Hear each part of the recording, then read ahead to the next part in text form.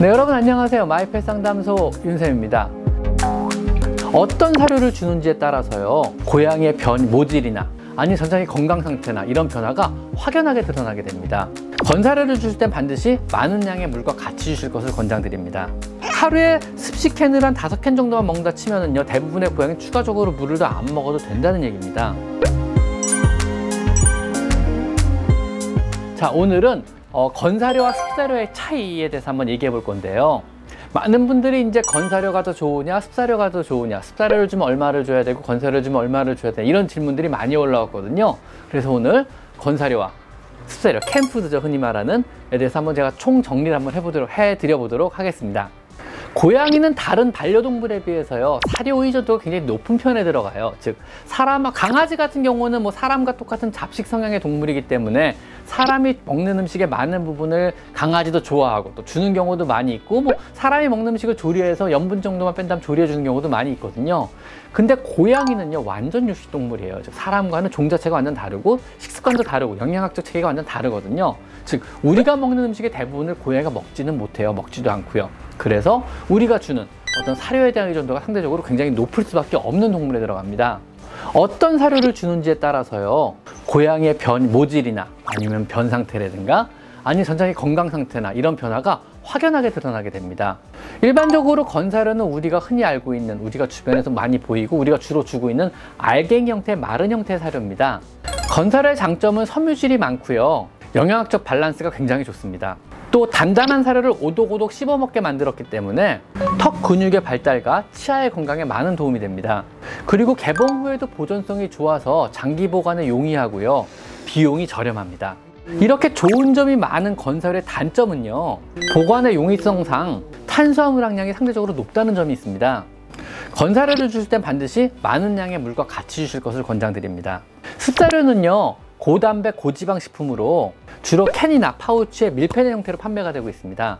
개봉하기 전까지는 보존성이 굉장히 좋고요, 습사료 성분의 70% 이상은 수분이기 때문에 수분을 충분하게 섭취시킬 수 있다는 장점이 존재합니다. 또한 구성물 또한 대부분이 어떤 단백질과 지방으로만 이루어져 있어서 일반적으로 탄수화물 함량은 10% 미만이 됩니다. 즉, 고양이에 굉장히 이상적인 음식이죠. 이 70%에 해당하는 수분은요, 항상 촉촉하고 부드럽게 사료를 유지하고요, 풍미를 좋게 해서 고양이의 기호성을 굉장히 높이는 역할을 합니다. 그래서 고양이에게 먹는 즐거움을 선사할 수 있고요, 충분한 수분 함량으로 해서 탈수를 예방해서 고양이의 모질과 건강에 많은 기여를 한다는 장점이 있습니다.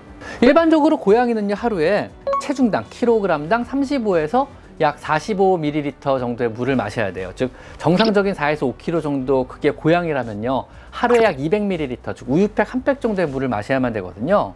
고양이의 건강과 질병 예방의 첫걸음은요, 고양이가 물을 얼마나 먹는지에서 시작한다고 볼 수도 있습니다.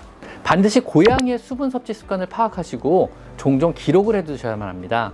물을 챙기기가 어렵거나요, 혹은 물을 선천적으로 잘 먹지 않는 고양이의 경우는요, 최대한 습사료를 많이 챙겨서 먹이셔야 하는 이유입니다. 강아지와는 달리 고양이는요, 먹거리 하나하나가 고양이의 건강과 직결이 됩니다. 가장 이상적인 급여 형태는요, 고양이에게 습사료를 100% 급여하는 겁니다. 근데 이것은 비용 측면에서도 좀 어렵고요, 어떤 관리의 불편함, 그리고 위생상의 번거로움 등으로 인해 가지고 사실 이렇게 행하는 건 쉽지 않은 일입니다. 그래서 건사료와 병행할 것을 권장드리고요, 즉 칼로리를 기준으로 건사료를 50%, 그 다음에 습사료를 50% 주는 것을 권장드리고요, 간간히 습식, 간식 캔을 급여해 주시는 것을 적극 권장드립니다. 근데 이 50대 50 이마저도 힘들다 그러면은요, 하루 주는 전체 칼로리의 최소 25% 정도는요, 습식으로 주실 것을 권장드립니다. 건사료와 습사료의 칼로리 비율을 계산할 때 많이들 착각하시는 게 동량으로 계산하시는데 동부피나 절대 그렇게 하시면 안 되고요, 습사료의 칼로리를 계산하실 때요, 건사료 곱하기 4를 하시면은 습사료의 칼로리 양이 나옵니다. 습사료는 거의 다 물이기 때문에 건사료보다 훨씬 더 많은 양을 주셔야 비슷한 칼로리를 낼 수 있거든요. 그 기준을 4배를 잡으시면 돼요. 예를 들어서요, 하루 80g 정도의 건사료를 급여하는 고양이가 있다 그러면은요, 습사료와 건사료 비율을 5대5로 바꾸고 싶다 그러시면요, 건사료는 40g만 주시면 되고요, 습사료는요, 건사료 양인 40g 곱하기 4, 그래서 160g의 습사료를 주시면 됩니다. 고양이는 수분의 섭취량과 그 다음에 질병의 예방과는 상당히 밀접한 관계가 있는데요, 어떤 수분 함량이 부족한 건사료만 먹게 됨으로 인해 가지고 만성 탈주에 시달리게 되고 이로 인해서 약이 되는 질병도 굉장히 많은데요, 신장 질환이라든가 아니면 FLUTD 같은 만성 방광염 같은 질환에 쉽게 걸릴 수 있습니다. 최대한 사료 근처에 깨끗하고 맑은 물을 항상 충분하게 급여해 주시고요. 고양이 급수대 같은 걸 사용해서 수분 함량을 평소에 철저하게 높여줄 수 있도록 노력을 해주셔야만 합니다. 습사료를 먹는 고양이는 건사료만으로 급여하는 고양이에 비해서 물을 더 적게 마셔도 됩니다. 습사료를 통해서 충분한 수분을 공급받을 수 있기 때문에 그런데요.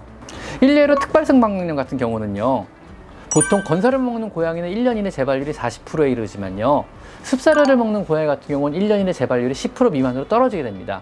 이만큼 먹는 음식과 어떤 질병과의 상관관계는 고양이 굉장히 밀접한 편이라고 생각하시면 됩니다. 확실히 제 경험상 습사료나 파우치를 많이 먹고 큰 고양이가 건강 상태가 훨씬 양호합니다. 눈도 촉촉하고, 그다음 피모도 마른 느낌이 전혀 없고, 그다음 피모도 탄력이 좋고요. 그런데 활동성도 확실히 좋으며 대부분 마르고 날씬한 체형을 유지하고 있어요. 당장 고양이 건강을 위해서 내가 뭐부터 해줘야 될지 모르겠다고 느끼시면요, 우선 습사료의 급여량을 늘려주세요. 이건 정말 고양이의 평생의 건강에 걸쳐서 굉장히 중요한 포인트입니다. 자, 그래서 결론은요, 고양이 건강을 위한다면 간식 주식 따지지 마시고 습사료를 최대한 많이 급여해 주세요. 이게 오늘의 결론입니다. 자, 오늘은 여기까지 마이펫 상담소 윤쌤입니다. 감사합니다.